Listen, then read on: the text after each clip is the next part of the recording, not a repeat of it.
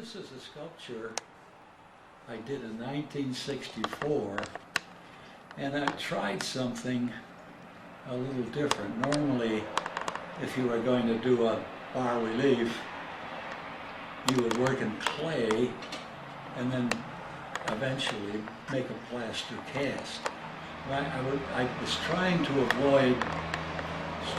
avoid making a cast, so I got some slow-setting plaster and gradually built it up, modeling as I went along, carving as I went along, and pretty soon I had it built up to the point where exactly the same results as if I'd been working in clay.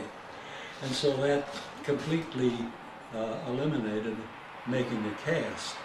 And while it was still wet, incidentally, I should say that before I made this, I had made a painting of Mona Lisa where I exaggerated the cracks in the painting by cutting little things like this while the plaster was still a little wet.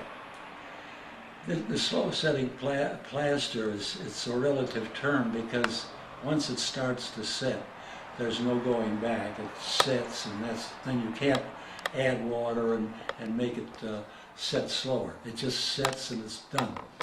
But I was able to gradually add layers and work at model, carving, and so forth, so that, and then when I got that done, that slow-setting plaster is not as white as plaster of Paris, so I thought I would simulate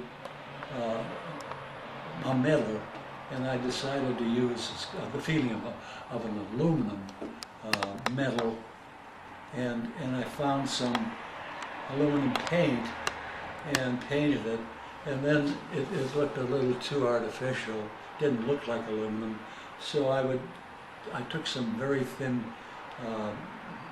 mixture of black paint and rubbed it into it to get this more